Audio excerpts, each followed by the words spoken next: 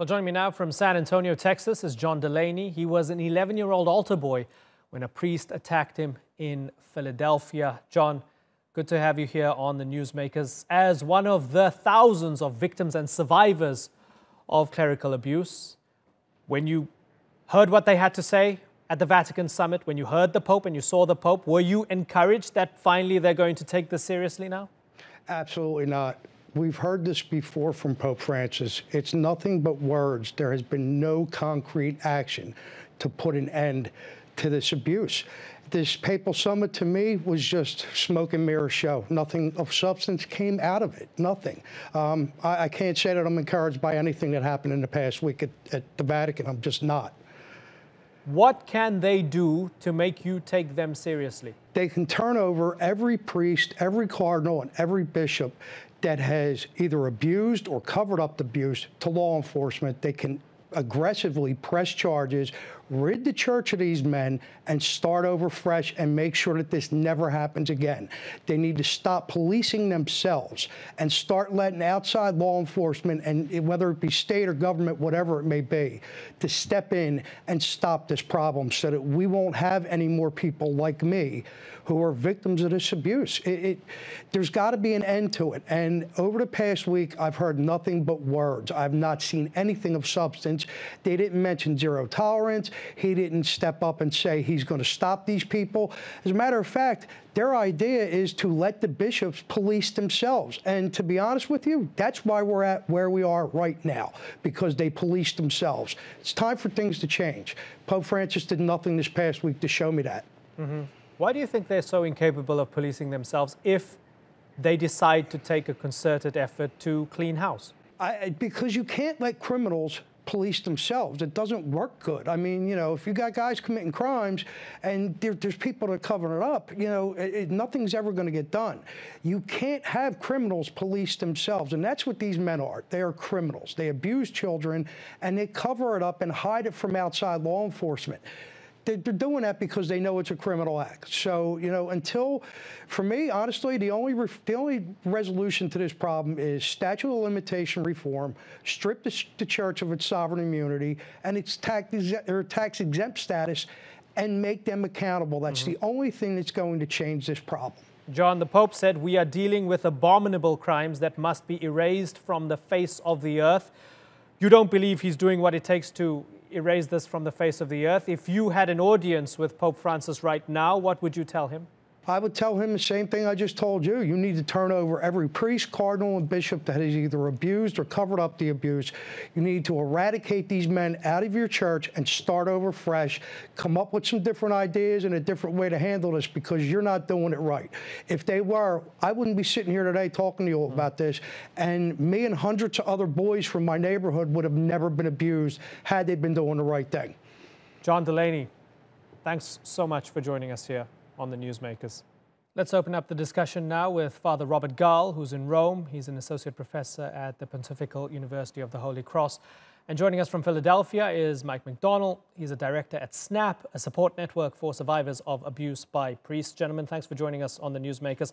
Father Robert Gahl, let me start with you. So we just heard from John Delaney, who was abused when he was 11 years old. He says he's not encouraged by anything that he's heard coming out of the Vatican. Now, he's heard this before, he's seen this movie before, and the only thing that will change is if the church starts to hand over priests to the authorities, right? He doesn't believe that the church can actually police itself or clean house itself. And this has been echoed by many other people. With that in mind, has the summit failed? Oh, actually, that's a wonderful idea. And I think the church is doing quite a lot in that, in fact, doing all she can in order to hand the culprits over to authorities. The problem is that most of the accusations that are being dealt with today, the statutes of limitations have run out with the civil authorities, so that if the church hands them over, the civil authorities hand them right back. There's a famous case going on right now with a Monsignor who has a fairly high level, he did have a fairly high level position in the Vatican until recently. His name is Joseph Punderson, who there's an accusation against him in New Jersey, but it's from more than 26 years ago, and the civil authorities have already said it's case closed.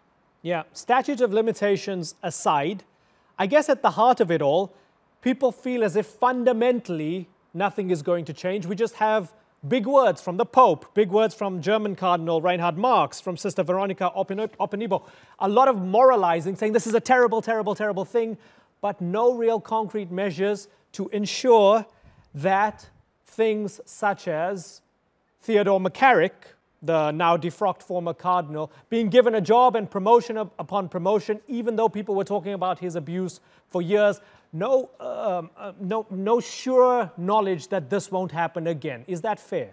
Well, it might. It's an excellent point. Especially, I would like to emphasize the important role of Sister Veronica Openibo, because she said, as you mentioned, some very strong words directly to the face of Pope Francis. And she specifically complimented him for the fact that he changed his mind and he rectified in the past. And she was counting on him to do the same in the future. So now we need to wait and see what's going to happen, but we shouldn't wait long. We should wait very attentively, because I noticed that Sister Veronica is not in the room today as they're drafting up the conclusions. And I wish she were. She was a very important ingredient in the conference, as were the other two lay women, Linda Ghisoni and Valentina Alasacri. And Pope Francis complimented each of them individually, yet they're not in the room. What we need is more lay involvement so we can have more transparency. And hopefully that we will see that conversion coming from the Vatican. Interesting word there, hopefully. Mike McDonnell, are you hopeful? No, I'm not.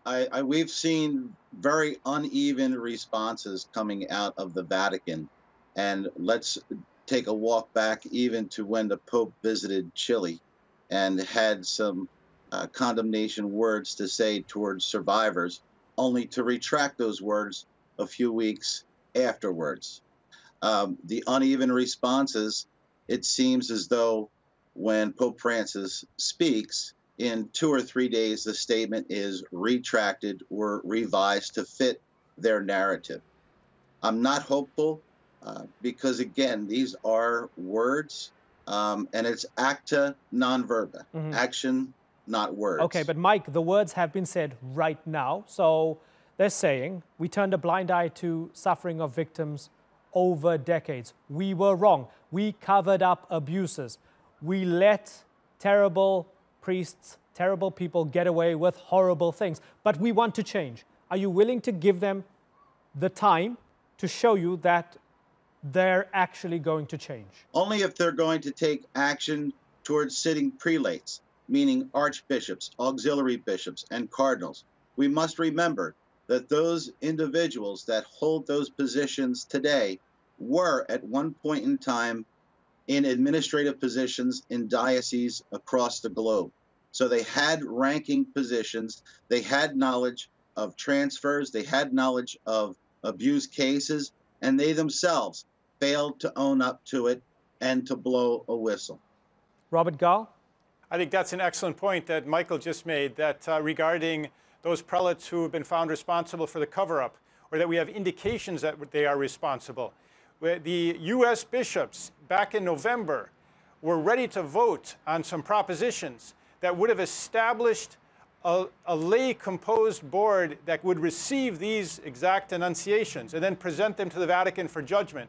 This would have required a certain transparency exactly regarding the judgment of those prelates of which Michael speaks. Right now, we're not sure what's going to happen regarding this. Cardinal Supich, who's in the room with Pope Francis drawing up these conclusions, he'd prefer the bishops to police themselves. That's what he said in the conference. But many of us are quite skeptical about their capability of doing so. We want lay people in the room.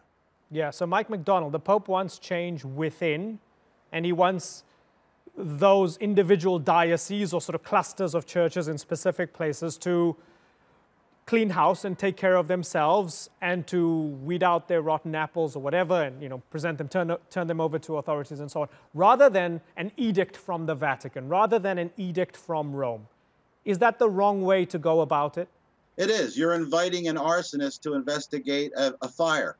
We have to take a look at what happened here in Pennsylvania and the Attorney General when they did a forensic in-depth look into the 6 dioceses, and this would be a total of 8 dioceses under grand jury investigation in Pennsylvania. We were able to pull archives out. We were able to expose cathartic and a time capsule, if you will, of information. And if it takes a forensic look I absolutely believe that third parties need to be involved, including, as Father mentioned, the laity. I believe that's going to be an effective measure, and I believe it's going to hold accountable. Listen, if they can't reach zero tolerance, victims, survivors, and advocates will help them. Father Robert Gahl, can we say up until this moment in 2019, to a large extent, the Catholic Church has been in a state of denial as to the extent of abuse? And in order to preserve the image and the status of the institution and the Church, it swept things under the rug. Is that fair? I don't think it's fair, because the Catholic Church is not primarily those prelates of which Michael spoke. The Catholic Church are primarily the lay faithful, ordinary people. The Catholic Church is, of course, made up of priests, also 400,000 priests, many of whom have been heroic in living faithfully their vocation. It is sadly the case that many who have had responsibilities of governance in the Church, and some who still do today, have turned a blind eye, have been in denial. And of course, there's great diversity around the world, whether you're speaking about a country or region in India, or a country in Africa, or if you're speaking about a state in the United States. There's a lot of diversity regarding how these cases are being handled. But I think the rule of transparency and involving the laity, because they too form part of the Church, in the investigations, in the accountability, and in the judgment is going to be a crucial role. Mike McDonnell, what needs to change to get accountability and justice across the world? We've got to have not only that zero tolerance for the bishops, we have to have the zero tolerance for the priests. We've got to make that known. We know that awareness and vigilance is there, but certainly in areas where, again, as it was mentioned before, statute of limitations reform. For me, the statute of limitations expired in 2 years.